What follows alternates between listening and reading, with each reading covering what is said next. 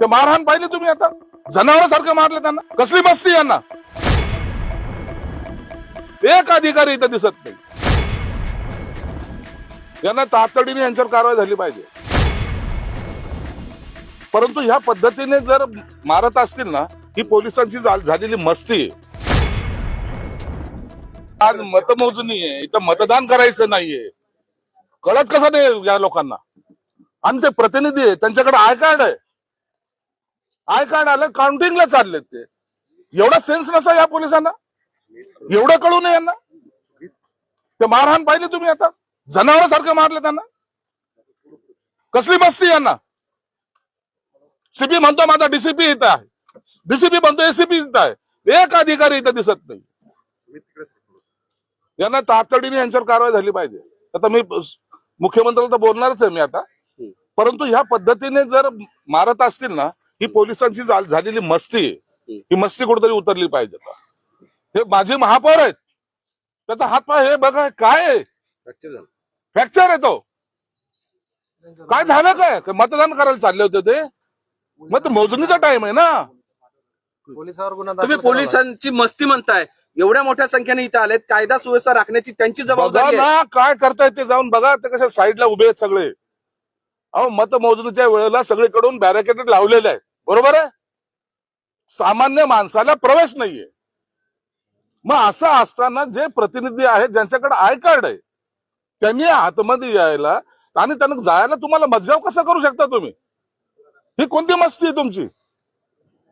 हा जर मतदान चालू असतं तर समजू शकतो आपण. हा बळाचा जो वापर आहे ना, हा मस्तवालपणा आहे. तुम्ही म्हटल्यासारखं आता एसीपी डीसीपी कडे बोट दाखवतायत, डीसीपी एसीपी कडे बोट दाखवतायत. या तिघांबरोबर आमच्यापैकी एका सुमितला सुद्धा जबरदस्त मारहाण केली आणि कॅमेरा बंद कर म्हणून सांगितलं. कॅमेरा सुद्धा बंद. तो देशमुख नावाचे कोणीतरी अधिकारी याला सांगितलं की तू बंद कर म्हणून. आता ही जी मस्ती आहे, आता तुम्ही चॅनलवाले आहात, तुम्हाला सुद्धा जर त्याला मारहाण केली, त्याला चॅनलवाल्याला मारहाण, कॅमेरा बंद कर, आम्हाला मारू दे, याचा अर्थ काय. हा सागर देशमुख नावाचा जो कोणी प्राणी आहे ना, याची मस्ती ही उतरली पाहिजे. आता त्याच्यावर गुन्हा दाखल झाला. त्याच्यावर आता गुन्हा तातडीने दाखल झाला पाहिजे. सीपीला मी बोललो, सीपी तिकडून आता बोलतोय की माझे अधिकारी तिथे आहेत. स्पॉटवर यायला काय झालं त्यांना. पाहू शकत नाही ते परिस्थिती काय चालली म्हणून. कायदा सुव्यवस्थेच्या गोष्टी पोलीस करतायत. माजी महापौर आहेत, त्यांना अशी अमानुष मारहाण आहे. सर्वसामान्य लोकांना अशा पद्धतीनं पत्रकारांवर हल्ला केला जातोय. पालकमंत्री तुम्ही आहात, थेट कारवाई करणं अपेक्षित आहे असं वाटत नाही का. मी थेट कारवाई करायला तर सांगणारच आहे. आणि ऐकलं नाही ना मी तर काय करेल मी सांगतो तुम्हाला. हा राग संताप उगाच येत नाही. माझी महापौर आहेत, ते कार्यकर्ते बघा त्यांच्या म्हणजे आरोपीला सुद्धा जेवढं मारल्या जात नाही ना, त्या पद्धतीने मारहाण केलेली. आम्ही शांतता राखायचा प्रयत्न करायचा का आम्ही बिघडायचा प्रयत्न करायचा. कॅमेरा मधला म्हणतो कॅमेरा बंद कर, याला हे कर. अरे तुम्ही चाललंय काय तुमचं. पण तुमच्या सत्तेमध्ये तुमची मुलगी इथे उमेदवार असताना सुद्धा मध्ये जाऊ शकत नाही. ती बसलेली आहे. ती म्हणतात की माझ्या कार्यकर्त्यांवर हल्ला झालाय, त्याच्यावर कारवाई करा. आणि तुम्ही स्वतः पालकमंत्री आहात. काय करायची ती निवडणूक आम्हाला. काय त्या निवडणुकीमध्ये पडलंय. कार्यकर्त्याला जर लाठीचार्ज होत असेल तर माझा कार्यकर्ता जखमी, मी जाऊन काउंटिंग करू, मी जाऊन तिथं पाहू कोण निवडून येतं, किती किती गुलाल उधळायचा. माझ्या कार्यकर्त्याचे डोके फोडणार आणि आम्ही गुलाल उधळून घ्यायचा, हे आमच्याकडून सहन होणार नाहीये.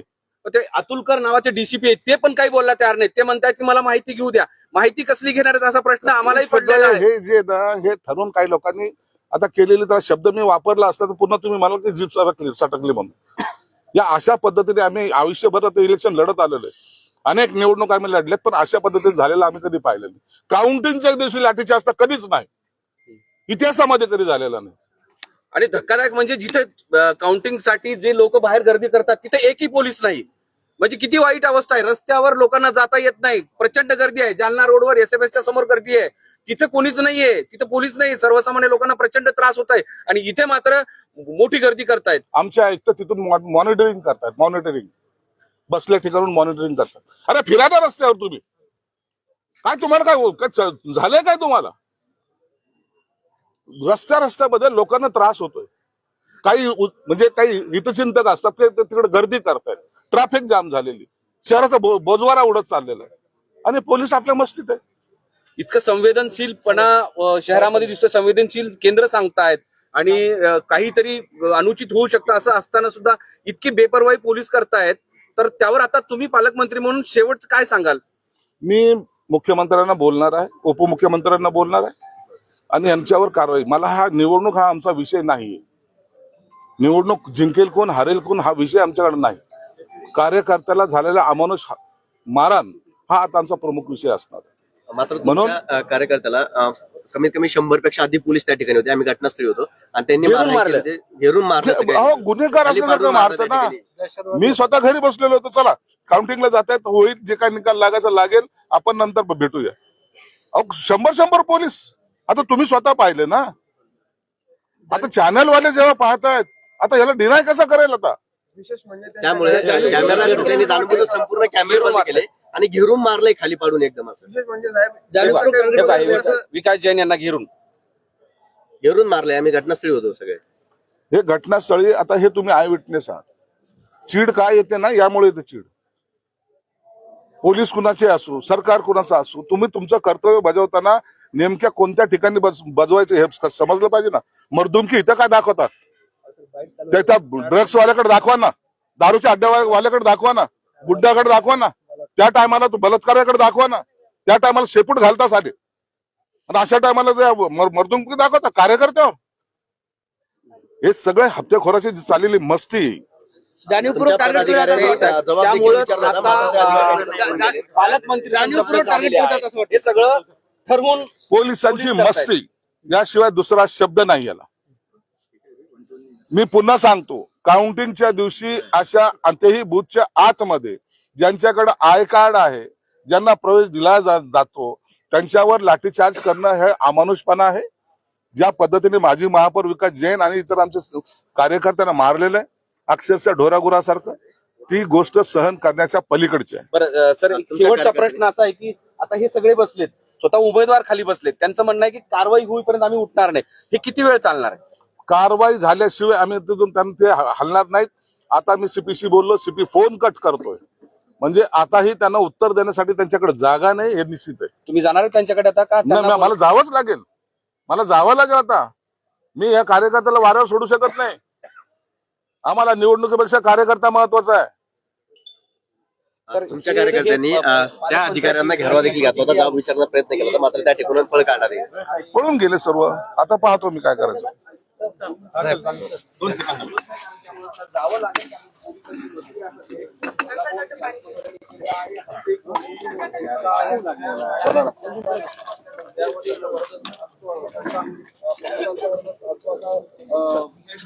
आरोप केलेला आहे आणि आता ही वस्ती जिरवायची आहे असंही ते बोललेले आहेत.